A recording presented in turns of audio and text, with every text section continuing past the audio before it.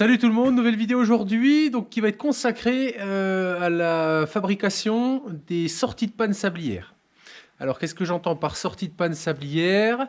Je vais vous montrer à la grange. Dans beaucoup de bâtiments, on peut voir ici, les sorties de panne sablières sont de la même section de bois que les sablières. Donc très souvent ici, là c'est du 15 par 15, donc plus petit que les sorties de panne traditionnelles. Et moi ce que je voudrais en fait, donc les mêmes sorties de panne au niveau de la sablière qu'il y a pour les sorties de panne des pannes fêtières, de la panne fêtière et des ventrières. Donc j'ai pris des sorties de panne de 28, comme la section de bois donc de mes pannes fêtières et ventrières. Et en fait, je vous ai fait un petit schéma pour vous aider à la compréhension. On voit ici en fait que je vais les faire, donc ça c'est le mur, hein. J'ai fait art plastique appliqué en 6e et en 5e. Donc ça c'est le mur et la sablière elle est ici. Donc c'est des sablières de 15-15 que j'ai pris.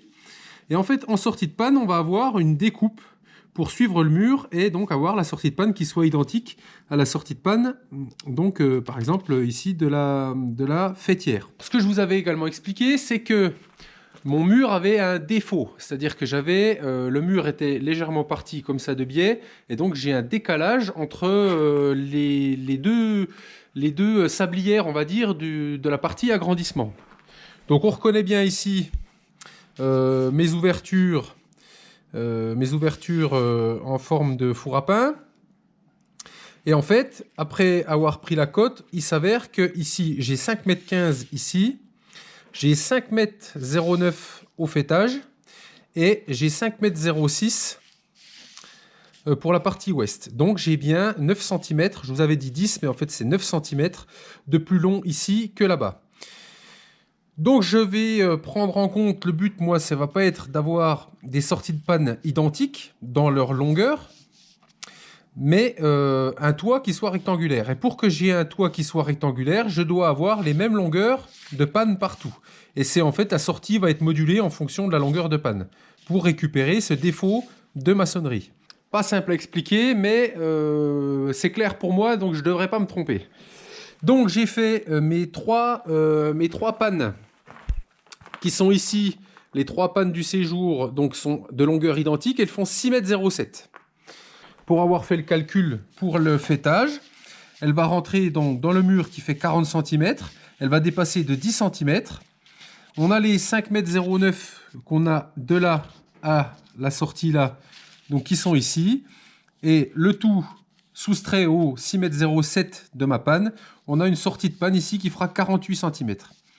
Donc j'ai 48 cm ici de sortie pour une longueur de 5,09 m. Donc je vais retrancher la différence entre 5,15 et 5,09 pour modifier ma sortie de panne, qui sera de 42 cm ici. Et là, comme j'ai 5,06, elle sera de 51 cm ici. C'est important pour avoir une régularité, avoir vraiment un toit qui soit bien rectangulaire pour que je puisse vraiment poser mes tuiles et pas avoir des découpes à la con, tricher le moins possible parce que c'est quelque chose que je ne maîtrise pas spécialement, comme tout le reste d'ailleurs. Et donc je me donne le maximum d'avance et d'avantage pour quand je serai sur le toit, à pas me dire merde, t'as décalé, c'est n'importe quoi. Avec ce schéma, je vais tracer donc mes sorties de panne, prendre la mesure pour la partie ouest et pour la partie est, et je vais ensuite découper toute la partie qui est en trop des 15 cm. En fait, je vais laisser 15 cm ici, puisqu'après les autres sablières vont venir se poser le long du mur ici. Le but final, c'est d'avoir en fait un toit qui ait les mêmes longueurs de panne de partout. Donc alors, je vais commencer par cette panne-là, cette sortie-là. Donc je pose mon gabarit, donc c'est le même gabarit que j'avais déjà utilisé pour les autres sorties de panne. Et en fait, comme on peut voir sur le schéma, je vais devoir, une fois les 42 cm, je vais commencer par le côté est, qui est ici, donc 42 cm de sortie. Aux 42 cm, une fois taillé, donc je vais venir supprimer tout ça, toute cette partie ici, là en fait. Je vais venir la supprimer, laisser 15 cm ici qui correspondront à mes sablières qui vont venir s'emmancher au bout. Ensuite, je ferai une découpe donc avec mon gabarit une découpe en sifflet des aboutés pour venir poser l'autre sablière par-dessus. Je mettrai certainement deux clous ou deux tire-fonds pour les maintenir. Donc ça permettra de bien les solidariser entre elles. Et ici, c'est simple, hein, je suis éclaté sur cette partie basse là, donc j'ai pris ça à éliminer en fait pour garder la plus belle partie de bois. Et enfin, on fera un chanfrein ici pour augmenter la surface d'appui des chevrons, puisque je vous rappelle que cette panne elle sera posée comme ça. Donc il faut qu'il y ait une partie comme on aurait ici sur cette panne fêtière, hein, une partie délardée. Pour augmenter la surface d'appui du chevron, je vous l'avais expliqué pour la vidéo des pannes, pour éviter que les chevrons ne viennent écraser sur une arête vive et donner des défauts de toiture avec le temps. Il faut que ma longueur de sablière hors tout, c'est-à-dire hors découpe, hein, de bout à bout soit en longueur identique. Et après, c'est juste la découpe de sortie de panne qui est différente, qui fera qu'elle sort plus ou moins du mur, mais au total, les deux sablières, mises bout à bout, toutes les sablières bout à bout, feront la même longueur pour toute la maison pour avoir une toiture rectangulaire.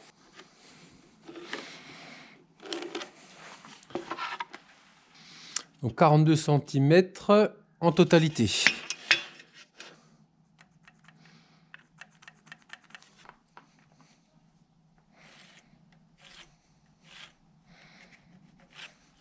Ensuite, je mesure les 15 cm là. Voilà. Je vais les reporter les 15 cm sur toute la longueur et je vais venir tracer ici pour avoir la partie ici à supprimer.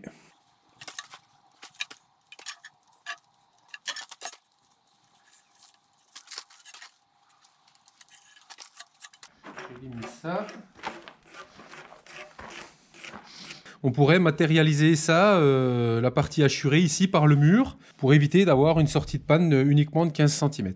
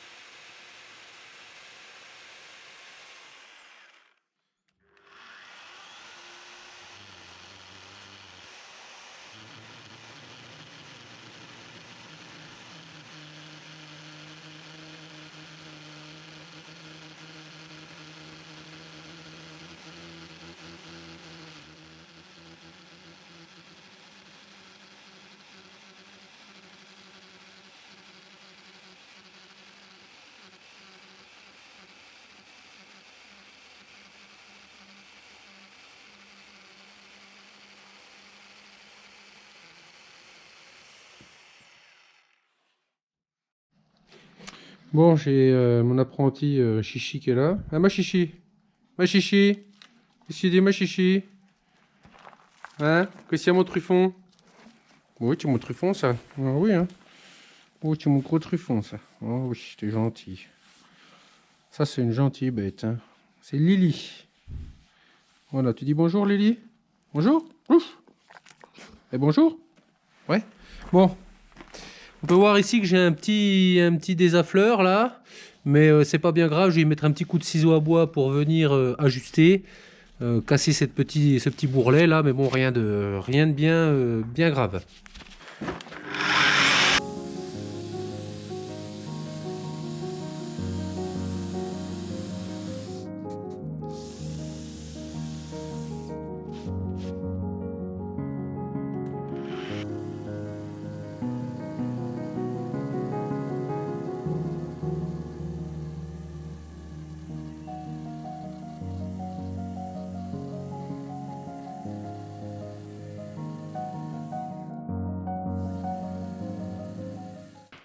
peux m'aider, Josh?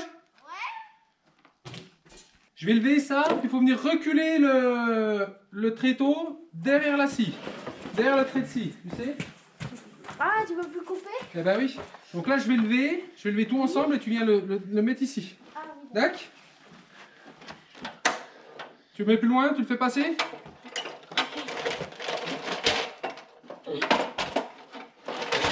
Voilà, c'est bon? Je baisse. C'est bon. Super.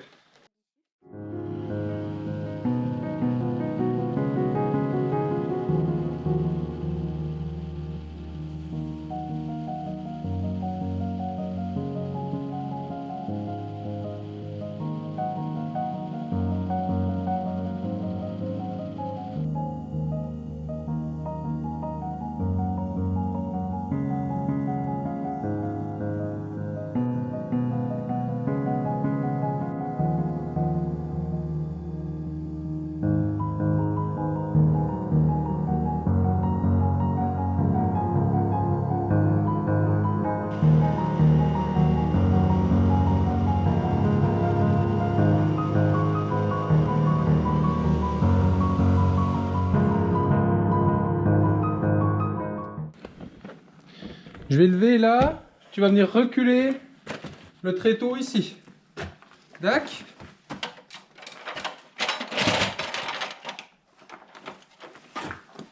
Encore un peu, non? Ah, tu peux encore le retirer un peu. Ouais, c'est bon. Ouais, super.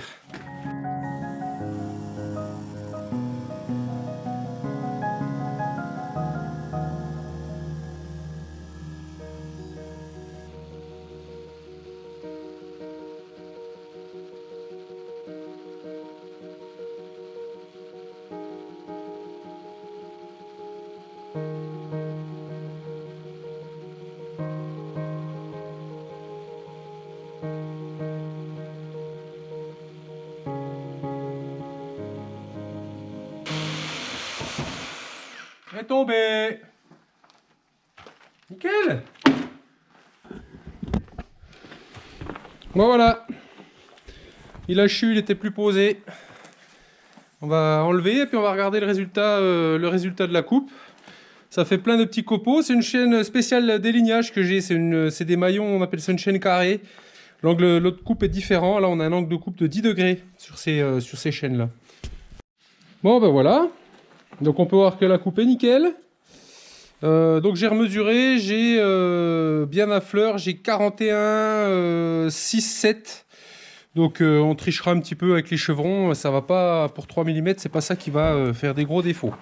Ensuite, on peut voir qu'il y a quelques éclats en sortie ici. Donc bon, rien de bien méchant, hein, je ferai un petit chanfrein à la défonceuse, on verra ça tout à l'heure. Et on peut voir la qualité de la coupe, franchement c'est bluffant quoi. Hein. C'est bluffant, bluffant. Hein. Ça coupe nickel, nickel chrome. Donc ce que je fais, c'est que je termine, donc je fais la deuxième pareil, donc plus à 42 cm mais à 51 puisque c'est à l'opposé, donc la plus longue. Et ensuite on va voir pour la finition, à savoir le petit chanfrein qui va bien, ponçage et brossage. Bon voilà, la deuxième est terminée, donc on est bien à nos 51 cm. Donc maintenant, donc ça c'est cette face-là se présente donc comme ça.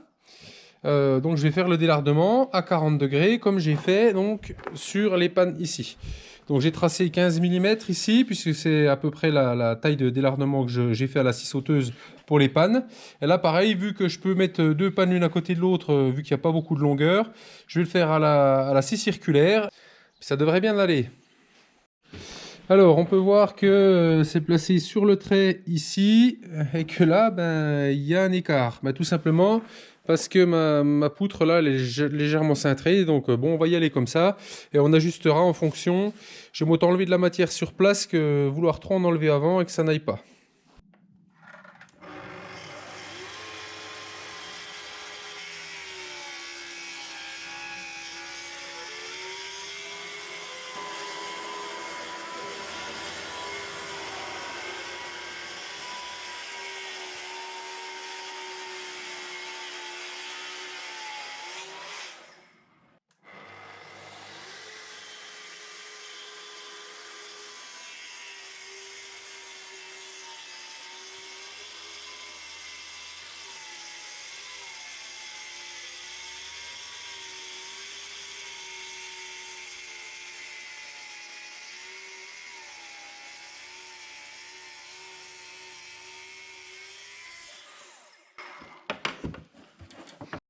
Bon voilà, donc là c'est bon, la deuxième est faite, propre, impeccable. Maintenant ce que je vais faire, c'est que je vais les mesurer les deux, puisque je vous ai dit que je voulais exactement les mêmes longueurs de panne. Peu importe la taille de la sortie, ce qui m'intéresse c'est d'avoir les mêmes longueurs de panne sur la totalité de la maison. Donc ici ce que je vais faire, je vais mesurer la plus longue pour pouvoir faire l'assemblage à sifflet des aboutés. Ici on est à 203 on va dire. Et ici on est à 200, presque 3 aussi. Donc ce que je vais faire, je vais prendre 202 pour bien équilibrer. Comme ça. Voilà ce que j'ai fait. Je les ai mis bien bord à bord. Et je suis venu placer mon équerre sur ma règle pour pouvoir couper net. Comme ça je suis sûr que c'est les deux mêmes longueurs.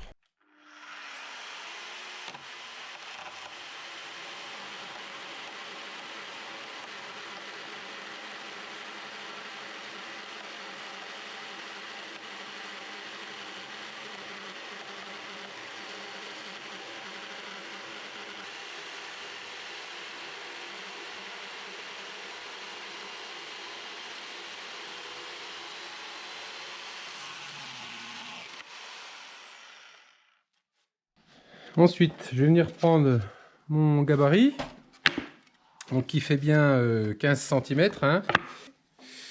J'aurais pas dû faire le chanfrein tout de suite, donc je vais tracer ici.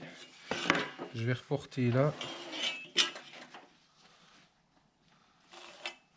Alors, note pour plus tard, donc j'ai tracé charge à moi pour les prochaines, puisque je vais devoir couper sur toutes les sablières que j'ai à faire, de délarder une fois que j'aurai fait ma coupe, puisque là du coup ça m'enquiquine un petit peu. Donc j'ai fait un peu de la one again, bon voilà, hein, c'est tout, hein, il faut juste que ça soit bien emboîté.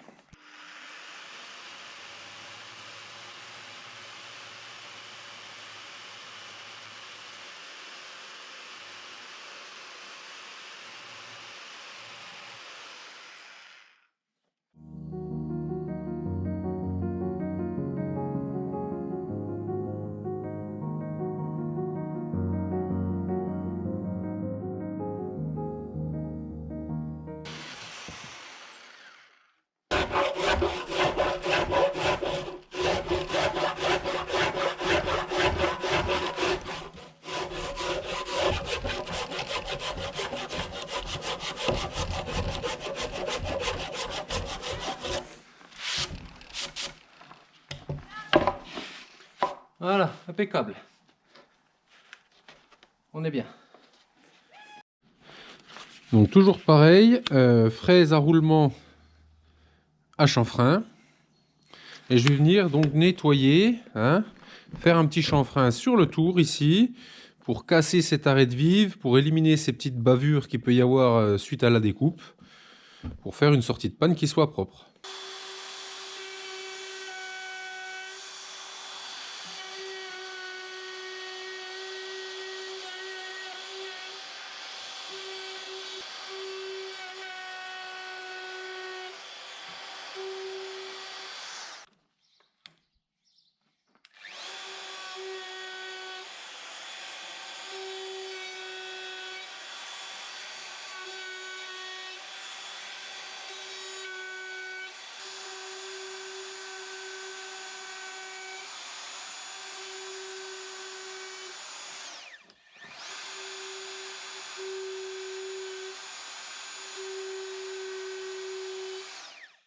On est sur grain 40, donc il est un peu usé celui-là, mais il va bien aller.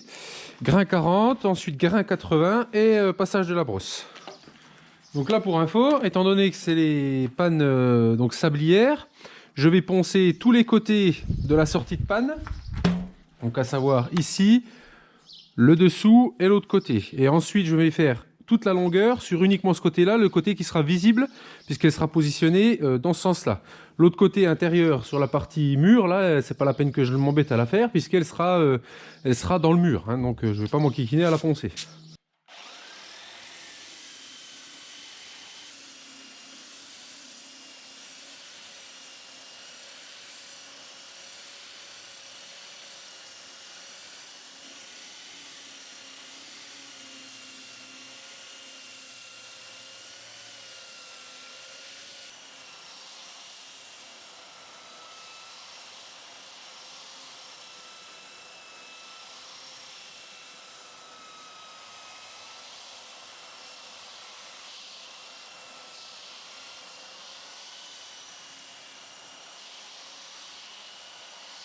A few moments later. Et ma finition brosse-laiton, qui pour information a fait tous les chevrons. Il y a 82, 84 chevrons, je sais plus. Et pour l'instant, on est à 6, 9, 10, 11, 12 pannes avec la même brosse. Elle commence un petit peu à se creuser sur les côtés, là, enfin le milieu quand je fais les côtés, mais elle est encore très efficace. Elle devrait faire la totalité des poutres avec la même brosse, hein.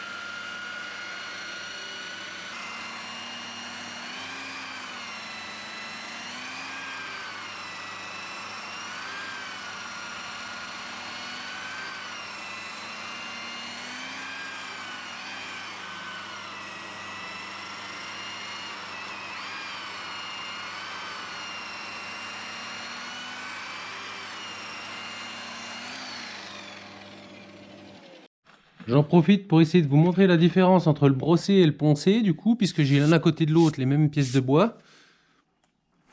Je vais essayer de me mettre avec le contre-jour. Donc voilà le brossé.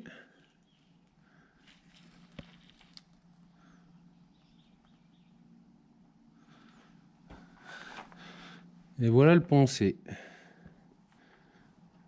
Chacun se fera son idée sur la finition. Pour ma part, il n'y a pas photo. Le brossé, ça déchire.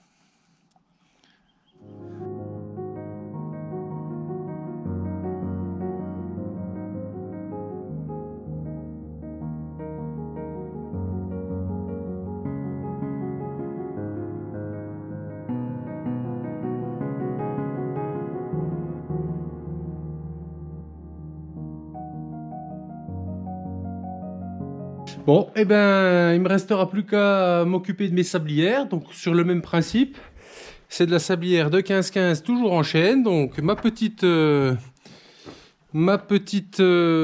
gabarit pour faire la coupe. Les positionner correctement en évitant l'aubier sur la partie où seront cloués les chevrons, tant que faire se peut. Essayer de les mettre, voilà, qu'elles soient le plus droit possible. La face apparente, côté extérieur du mur, poncé et brossé, et puis l'assemblage qui va bien. Voilà, et ben moi j'espère que cette vidéo vous aura plu. Je vous dis à une prochaine pour l'avancée des travaux de ce gîte. Allez, salut!